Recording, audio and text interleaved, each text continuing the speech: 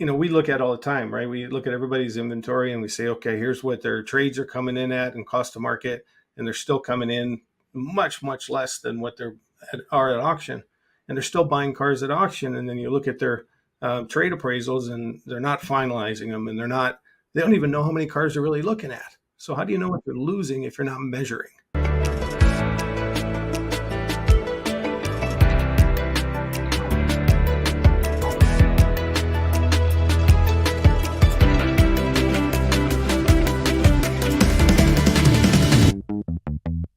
Hey, Jason Rice here from Lot Pop. We are, again, reviving the Up Bus kind of podcast.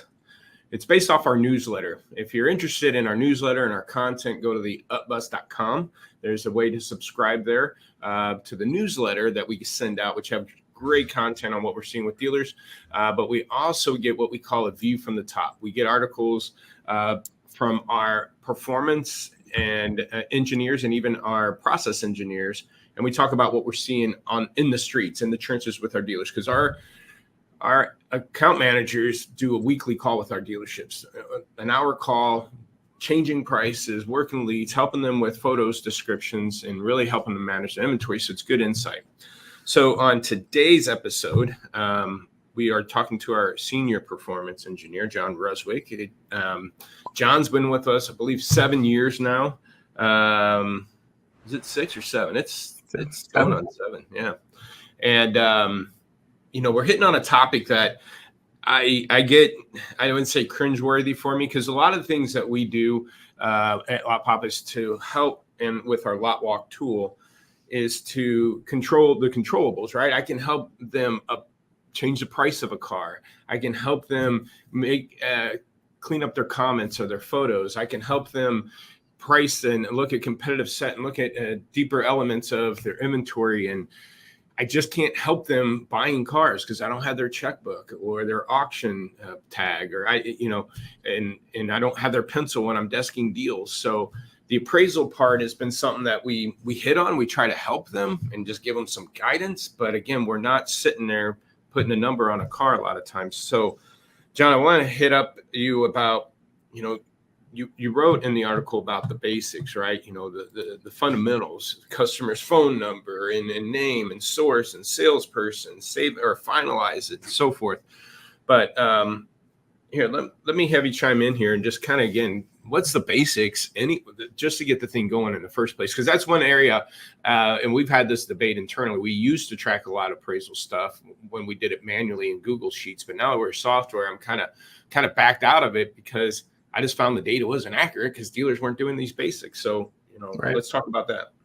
Yeah. So, one thing that I've, always learned with this is there's paying attention to something on trade appraisal process costs you zero, right? Everybody wonders, what can I do to improve my business and not cost me an arm and a leg, not spend more money in advertising, not do this, not have to pay more auction fees, right?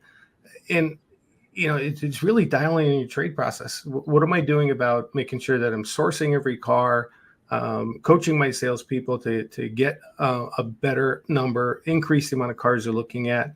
But it's really just, again, following all the steps that we have within the tools that we use, whether it be vAuto or Max Digital. There's a lot of good information in there to help you make better decisions than the days when you and I used to look at a car and just flip a open a black book, right? Or didn't have time to kind of do all that review.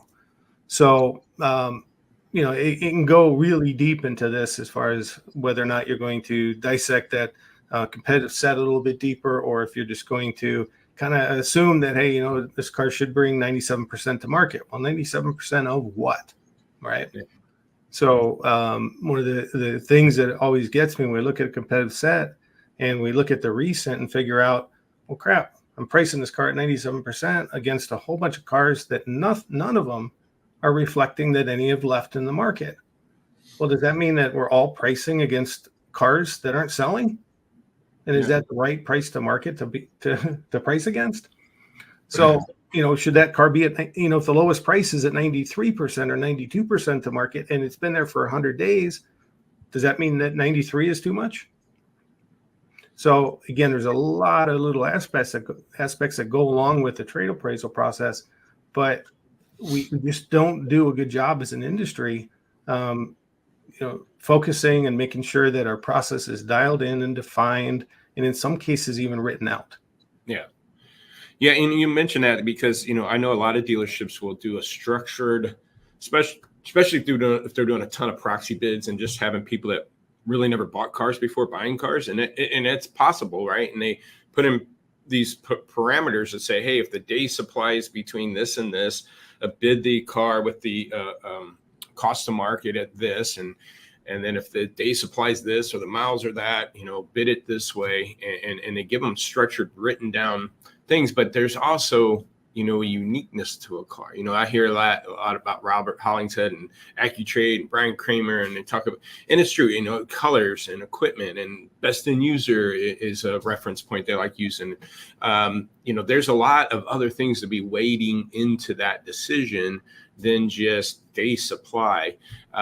So, is there some tricks or tips that you've seen dealers do to help circumvent that? Because you need to do thousands of bids, hundreds of bids just to get a handful of cars. So how do you do that at scale and still end up with the right cars? Yeah, great question, right? I mean, I don't know if there's any secret sauce to that, right? I mean, you can use our tool to say, okay, XLT F-150s are good movers in my market, but were they XLTs with loaded up equipment, sport packages, or was it a base XLT with chrome, right? That tend to be your fastest selling car, or faster selling car, right? Is there any way to sort that out? And it is really a battle, but you have to kind of be in tune with what you do well with, right? Because what you might do well with might be something totally different than what the Ford store down the street does. So is there any secret sauce to it? No, but the ultimate, like we always say, right? If you don't have leads and you can get SRP VDPs, but if you have no leads on the car in 30 days, it's probably not the right car. Maybe it's misequipped, right? You might get a lot of looks, but nobody's reaching out to you. Is it because it doesn't have a power seat? Is it because it's got a chrome package, or what is it about that car? Is it my photos? Do I have should I be reevaluating that car? So, acquisition is a battle. And I guess my whole point to talking about this trade process is that, we look at all the time, right? We look at everybody's inventory and we say, okay, here's what their trades are coming in at and cost to market. And they're still coming in much, much less than what they are at auction. And they're still buying cars at auction. And then you look at their trade appraisals and they're not finalizing them, and they don't even know how many cars they're really looking at. So how do you know what they're losing if you're not measuring? Yeah. And that's the hard part to even have input on, because again, you're not at the store to make sure that stuff's happening. Yeah. And, that's why I say have your salespeople, right? There's some tools in our appraisal tools that say, hey, Joe looked at 10 cars last month. He won one. Well, if I know that my low performer is only winning me, 1 out of 10 cars he's looking at, well, do I need to dive in a little bit more with him before I just throw him out to the wolves and hope that he succeeds? Or am I coaching him on how to do that based on what I'm measuring? And the only way I can measure is, again, I finalize 100%. I look at the amount of cars he's bringing me, question why he only brought me 10, everybody else brought me 20.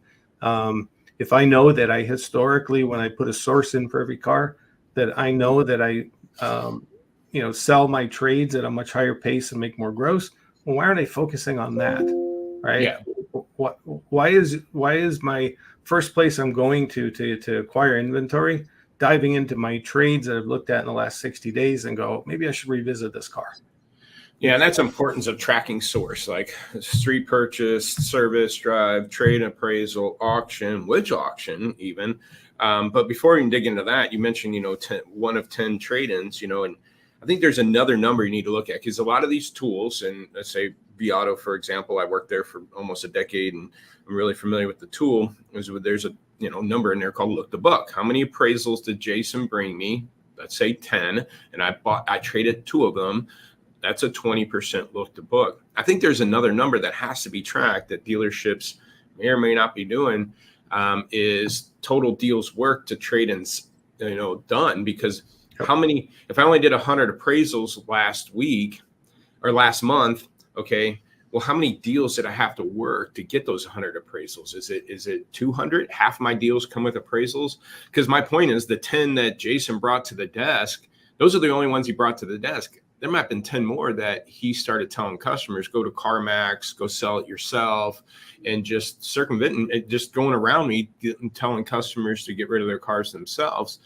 And that's a number that needs to be tracked. Do we go from 50% of my deals have trade appraisals to now only 30%? Something happened there, right? I mean, I don't know how many dealers are actually tracking that, but I think that's a more important number sometimes. Yeah. One of the things I've been talking to my dealers about recently is, when we do our one-on-ones with our salespeople, are we asking them, how many cars did you bring me off the street to buy? Yeah. It should be a culture process, not just relying upon trades to walk in the door, but, asking our people to do work for us that, we provide them with a phone and a desk and everything else. What are you bringing to the table? Are you bringing me something I can sell? And if we're not, why not?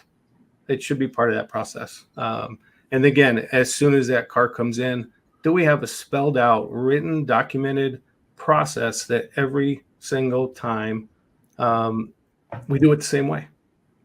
And if it's not working, and do we make adjustments to it? But the only way you can adjust something and manage something is if you measure it, right? Yeah. Kind of like our trends. Same thing. I want to see a trend. I want to know I'm looking at 100 cars a month. I'm winning 50% of those cars. Okay, good. How do I look at now 120 this next month and get that number up to 55%?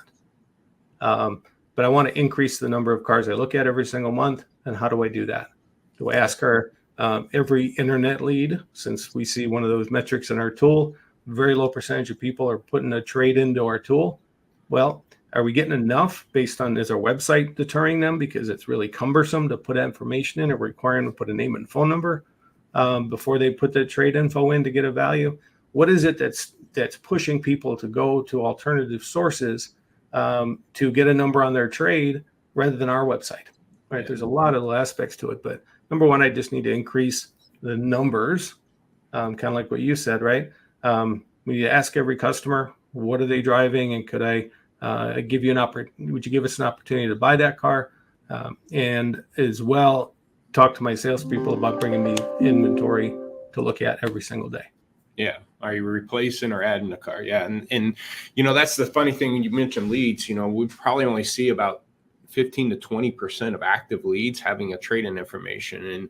And I think there's a lot of reasons why. One, if somebody's on Auto Trader and submits a lead on Auto Trader about a vehicle, that form is not asking about a trade-in information. You just get a lead. Jason Rice is looking at this truck. And then the second problem with it is, typically a lot of dealers are running with a BDC, or even if it's an internet sales team, is kind of off a script and just trying to schedule an appointment. And so when I'm running through a script and trying to schedule an appointment, the last thing I want to do is throw a curveball in there, like asking about a trade-in. And the customer is going to want to find out what that's worth before they come in. And then I lose the opportunity of getting the appointment. But we know very well that these customers are going to get a number somewhere before they come in. They're going to look at Kelley Blue Book. They're going to go CarMax. They're going to go to Carvana. They're going to get a value on it. So you might as well bring it up and quit running off these scripts to try to schedule an appointment and, get that information, because what better source than if you need some trucks to go to the leads you already have that are trying to trade in a truck to get, right? And to me, it's just like private party acquisition before the customer even puts it up at private party acquisition, and 20 dealers start hitting them up already. I don't know if you've seen some of the dealers focusing on that and seeing improvements, but that's just an area that I think is really weak for dealerships right now, especially when they can have 500-600 freaking leads, and at least half of them are going to trade something. Yeah. Well, one additional thing, right? We put in a source for majority of the stores I work with that will follow the process. And one thing I'm noticing is the amount of sight unseen trade appraisals is huge. Some cases, it's 50% of all the cars they look at every month are started by sight unseen, which is great because they're not hesitating to give numbers on cars and putting together something, again, whether they're ranging them or giving them an exact number, but they're appraising a huge amount of cars sight unseen. My question to the stores when you do that is, what is your follow-up process, right? And somebody, as an example, used years ago when they asked me, he said, how many salespeople would you send to the auction today to buy you inventory? And most dealerships say none, right? Yeah. Well, why are we doing that on the showroom floor? Why are we doing that with sight unseens in hopes that our salespeople have enough skill set, which we know we got a pretty young sales staff in the industry right now. That what are we doing to make sure that those people that we give numbers to, we are followed up with as a from a manager standpoint as a follow-up. And what my suggestion is, if you take a look and you're looking at 4 sight unseen appraisals today, that manager that puts a sight unseen number on that car should be the one calling that person tonight or tomorrow, because you know that you're not the only guy giving them a number, and do a follow-up call and say, listen, I know you spoke with Joe yesterday. I'd love to see your car and see if I made the right number up, put the right number on that car. Could we get together tomorrow? And try to set that appointment yourself. Don't rely upon the salesperson just to do the follow-up there. Because if your income is solely reliant upon you acquiring inventory at the right number, don't put it in somebody else's hands. So what's the best practice on the sight unseen? Do you see dealers, put out the highest number, the lowest number, so they play it safe, a range? That's a good question. My theory has always been in the years, right? If they said, hey, if you're going to give a number to somebody you have no control over, hitting them light, you have 0 shot. Yeah. What's the worst that could happen if you throw the moon at the car like you would at the auction when you walk away, and they show up and the car is absolutely in the wrapper? What's the worst that could happen? You sold a car and you own a car for too much money. But guess what? Would you have paid up for that car anyway at the auction? Yep. So I'm a believer, and listen, not to say that we should always throw it out there and try to beat somebody up when they come in, but we know what to look for when that car comes in, and we could say, folks, you didn't tell me you had a bumper scuff and I need to repaint the bumper. You didn't tell me that you haven't ever replaced the tires on your 50,000 mile car, right? There's a lot of ways we can have that conversation at the time that customer walks in the door, but you have nothing on the phone anyway. So why try to be ultra conservative? Because you just reduce the chance that you're ever going to see that customer. Yeah, and if customer is willing to get a number over the phone from you, they're probably hitting 2 or 3 other dealers too. No question. They probably already got one before they even came to you. They're just testing the number they've already got. Yeah, so you better be the one to winning. And so then that goes to the debate of the great clubhouse debate between Brian Kramer and David Long, Penny Perfect or the range. And I think they found a middle ground, and I agree with that. You give them a range if it's just kind of a start of a communication, but if they're, hitting you up saying, I'm not going to come in unless you can give me a number you're going to give me, I think Penny Perfect, the further you get them down the funnel of acquiring. Are you finding the same thing? Yeah. I think if a customer is inquired on a new car on your website and they've picked out a car on the ground, there's a pretty good chance that they're probably looking to narrow down a dollar figure of a difference, right? And could you isolate that conversation a little bit differently and kind of say, hey, I'm going to start you out in this range, and it could go up or down from there depending on? Yeah, you could, but you better have really good control over it. But, you might get down to a point where customers are going to want an exact out the door number, and you got to give it to them. You can't create friction. You got to, to me, I want to find where the customer's at and where they want to make it, how close they are to pulling the trigger. If they've done all the research and they found the exact car I'm looking for and it's the only one they can find in my market, well, let's go for it. It's just, I think people make the mistake of forgetting that people are people. Yeah. Develop that relationship that you're confident in your number and present it confidently. Sometimes I think that my only thought when I hear ranges is, do we lack conviction and confidence in the number we give people? You know what I mean? You're not sure, you don't know, you don't trust. Well, what I don't trust is the information that's being provided is 100% accurate. That's the only reason that my number could vary from what number I'm giving you today. Well, let's wrap this up with kind of sources. Now, nothing's easy in the car business, but I would say it's pretty easy to wait for somebody to pull in your lot that says, hey, I want to trade this car in. It's pretty easy to sit behind the computer and put some bids at the auction. I mean, that doesn't take a lot of work either. Again, it's not an easy job, but it's comparably to working the service lane and private party acquisitions. That's getting off your butt. That's actually having a great skill set to communicate with the customer. what's some of the things you're seeing as best practice for dealers, both acquiring cars through the service lane, because that's a lot tougher than, again, just throwing some proxy bids on the computer, and or going after some of these private party acquisitions. I know the closing percentage on those are really low, but again, that's not lazy work. You're going to have to build a team and really start, like to your point, follow up process and everything. What's kind of those are the two areas I think dealers lack the most, because it's so much work. It's not as easy as waiting for a trade to pull in and bidding online at the lane. Give some feedback on kind of what you see as best practices there. Yeah. So service lane is a missed opportunity for any store, right? There's stores that do I'll give you an example. A Mitsubishi store might see 10, 15 tickets a day.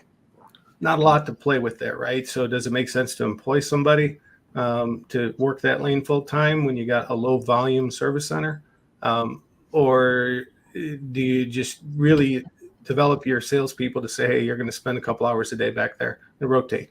But I think you got to present everybody in the dealership with what's new. Just keep them informed about product. And not be afraid to ask them, hey, could I buy your car?